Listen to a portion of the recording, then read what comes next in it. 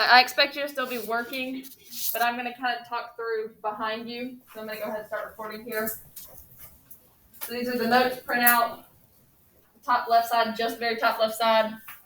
Y'all been working on the class. So first thing we did was found totals. I went ahead and wrote those in.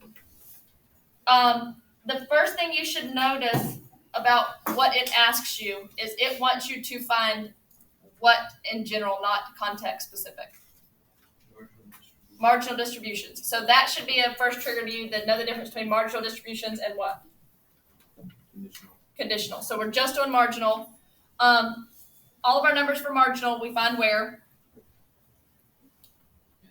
In the margins. I don't remember if I worded it this way in this class or I just did it in my second class. For all marginal distribution fractions, the number in the denominator is always what? More specific. The overall total. The number in the numerator is going to be what? In general, a what? This is the part that I didn't think I verbalized in your class, but it's the same thing. It's a total, but not the overall total. So it's a total from the margin, but not the overall total. So basically, there are two variables here. What's one of the variables? Hospital. What's the other one? Patient status. So when we do marginal, we completely eliminate one of the two variables. Which variable are we eliminating? Patient status, because it says marginal distributions of hospitals. So we are basically looking at it as just this, and then separately just this.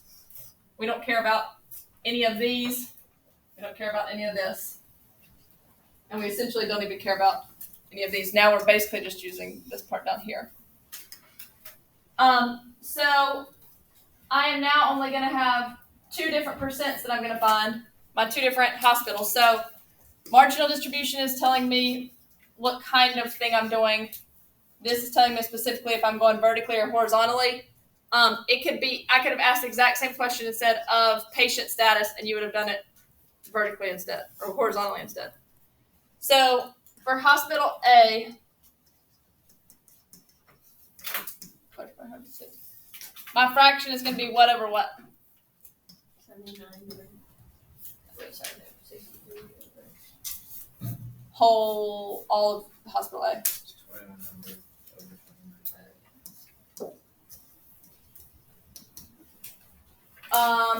Which gives us about what percent? 72.41.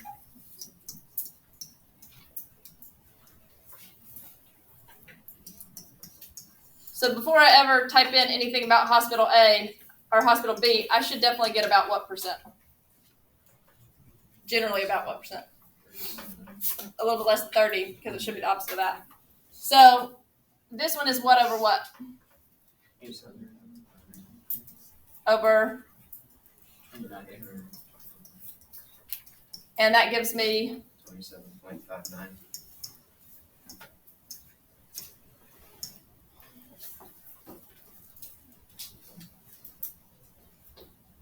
I would expect to have had people at this point who have messed up.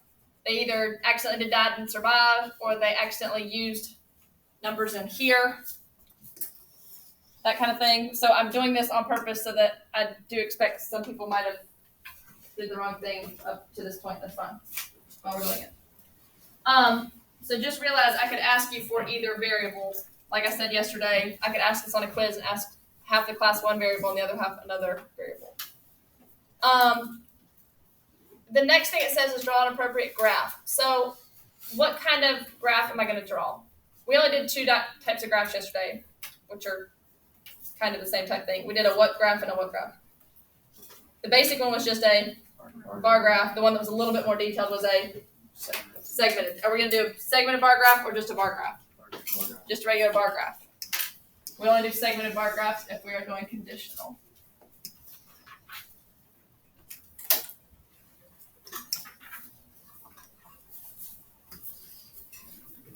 What's going to go down here?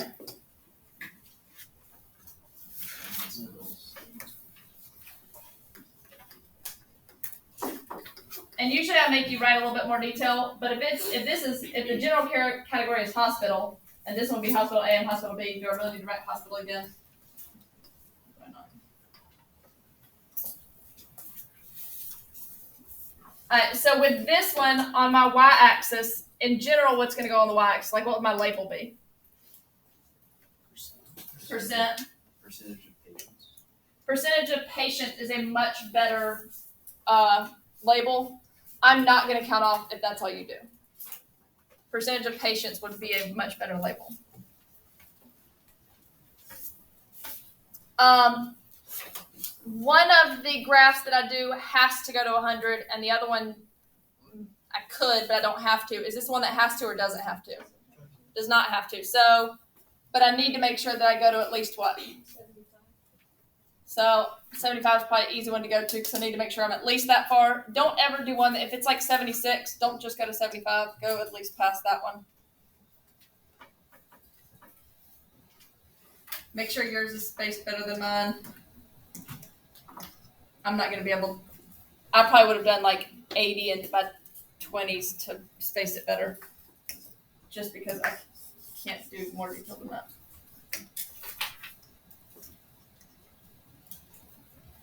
But it doesn't matter how you label it as long as you're scaled correctly.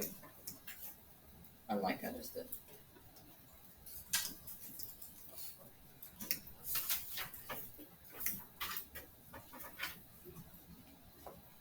Do I need a key for this graph? No. No, because each bar is just one thing, so I don't need a separate key. This bar goes up to 72. And what do I need to make sure generally about my bars? They're the same width. They're about the same width.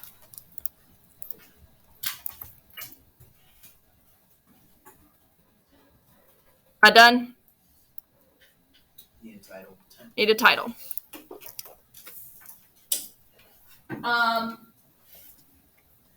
Like I said, by habit, I usually write bar graph of. I don't care if you do that. What's a good title for this one? Distribution of patients in hospitals.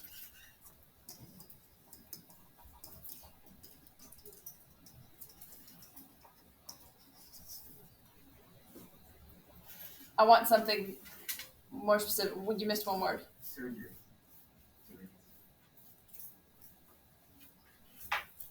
Y'all are right. You're not done.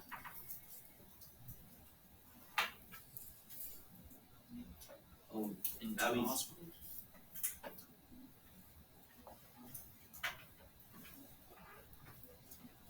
Oh, wait. No, okay. Distribution of, what do we say, surgery patients, a hospital. Is this one that doesn't give much context? After surgery. Yeah. This is kind of weird because it's a two-part question. I'm only going to do one part of it. That's why I'm kind of being funny about it. Let's just say surgery patients by hospital. Y'all are fine with that.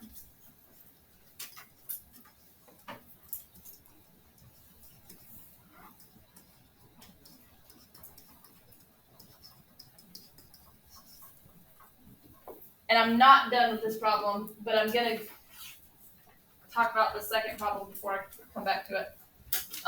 Not all surgeries are equally serious. Patients are classified as being poor or good condition before surgery.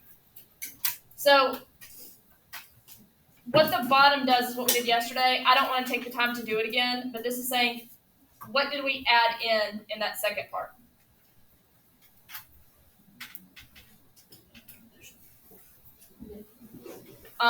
Which is a third variable. And Simpson's paradox says if you add in a third variable that the conclusion could be switched. That's what would happen there. I'm not going to take the time to do that. But so you might just either put an X through it or whatever. The only thing we didn't write is that it's called Simpson's paradox. I'm not going to test you on the fact that it's called Simpson's paradox anyway. But I wanted that to be there to show you that you could go on, but I just don't want to deal with that part right now. So the only part of this that I have not answered, it says, and write a conclusion.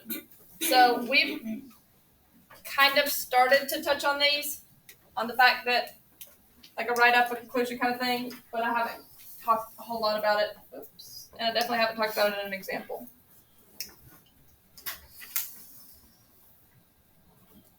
And so I'm starting with this one that is super easy on purpose.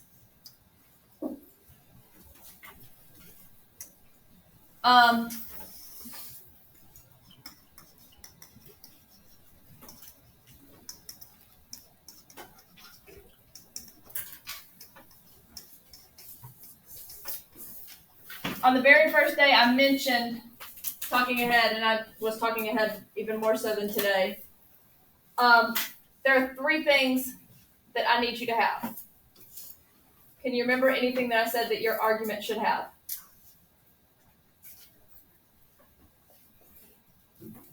Like if you say which one you should go to or something, you're writing your argument just like you did first day. What's something I said your argument needs to include? Explanation. More specific. What do you mean by both sides? Like both hockey, we talk about both hospitals. You need to actually compare the 2. So, first thing, we actually have to talk about both hospitals. I'm calling that context. Somebody over here said what? Somebody said the word. You say it? Compare. You actually have to compare. You would be shocked the level of students in this class who do not know what the word compare means. Hospital A has 72.4%, while Hospital B has 27.59%. Did I compare them? Did I use a literal compare word to put there? What's the only thing? I could have added it in between. Hospital A has 72.41%, which is more than Hospital B at 27.59%. Actual, literal compare words. Don't list. Compare. I don't care if you write words there. And then, what else? I just included it in that one tiny little sentence I just said. Numbers.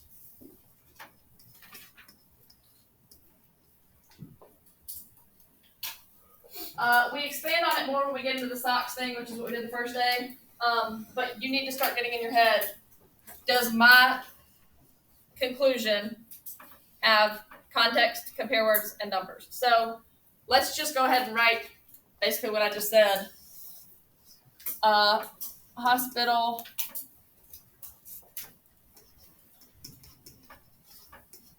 and I didn't include enough context there. Hospital A has, what word should you tell me I should put next? The easy word. More. And then I should have added more right here. Has more what? Patients. Surgery patient. Surgery patients, yeah, that's good.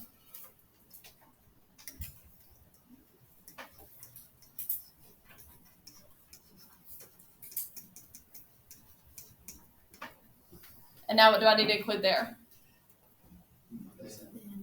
More before that. Number. And I can even put like parentheses number.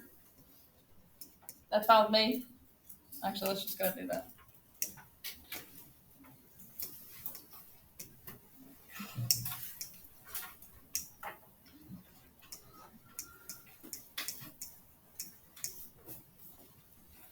And then you said what? Then hospital.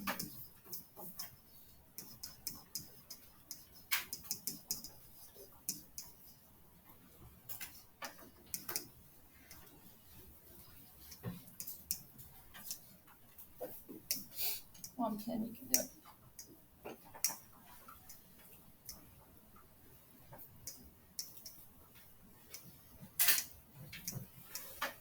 I could have made a stronger argument than just saying more. What could be a slightly more detailed, stronger than that? Not only is it more, but it's what? Significantly more. It's like almost 3 times as much. Like, so adding more detail than that is probably better.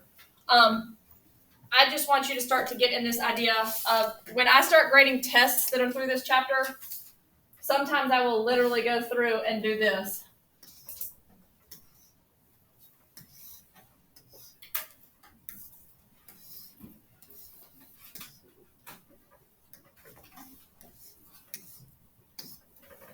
And I will highlight your paper for where those things are included. And you would be surprised with how many people have entire paragraphs and nothing highlighted. This is statistics. This is not English. I need the details. I don't need the fluff. Is the fluff going to count off? Probably not unless you start contradicting yourself. So I need these things. Make sure you include these things. I don't care about the fluff in between. But do make sure you include those. People try to think that because I'm looking for certain things that means they need to write more, and that's not always the case. All right, so the one on the right side. Are there any questions with anything with that problem? I know that was super straightforward with the conclusion, but I need to go over it. All right, so the one on the right side, a 1969 study among the Pima Indians of Arizona investigated the relationship between a mother's diabetic status and the appearance of birth defects in her children. The results appear in the two-way table below. So we've got birth defects, diabetic status. Let's go ahead and add this in because now I'm gonna let you figure that out. Does there appear to be a relationship between a mother's diabetic status and the appearance of birth defects in her children?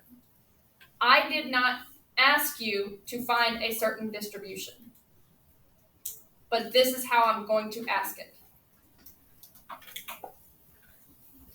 In the first problem we did, marginal distribution of hospitals, how did you know, even if I didn't say marginal distribution, that it was definitely marginal in the way I asked that question? I said find something of what? Of hospitals? Of hospitals. So what did I list? Hospitals is a what? Variable. What did I not include? The other variable. So only one variable was talked about here. Two variables were talked about here. So if I'm going to two variables, I'm dealing with what? Conditional. You always have to make a decision and I'm never going to ask you if there's a relationship between two variables if I'm talking about marginal. So like if I'm asking conditional, I'm going to ask it this way, but I need you to see that thought process. With marginal, there's no decision that you're going to have to make because I am going to give you the variable that I want you to do it for. With conditional, you have to make a decision because you have to make a decision of what?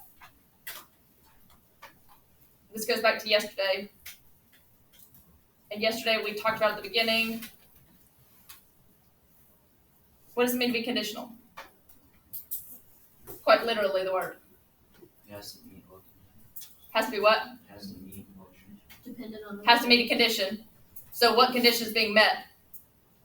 That's the part that you have to decide. So you have to decide which variable what.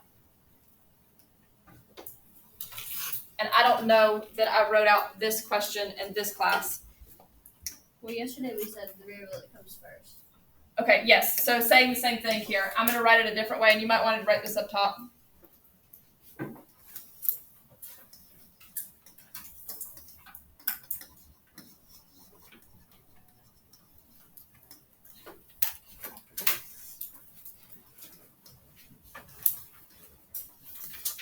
So the one that comes first is going to be the one that may influence the other one. Mother's diabetic status may influence Mother's diabetic status may influence birth defects. birth defects because that thing happened first, right? So that's going to tell you what to separate by. So let's just, I was going to make you do this, but I want to kind of do this part together. So we said mother's diabetic status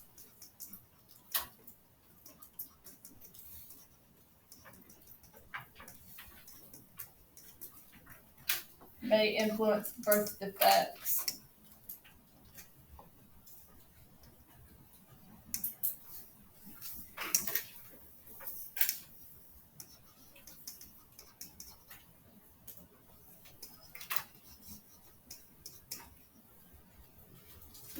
So whether you have your notes up from yesterday or not, I don't care.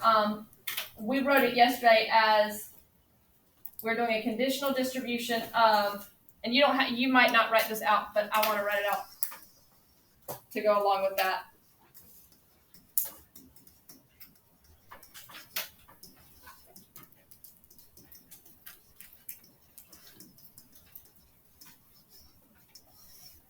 Do you remember what I said here?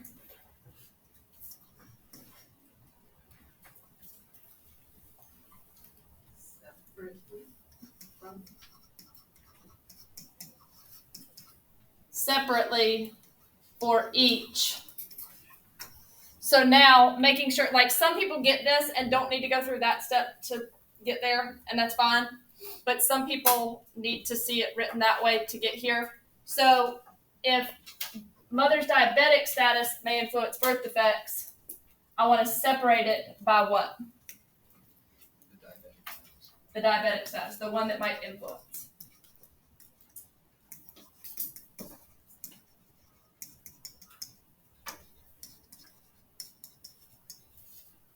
Which means birth defects would go here.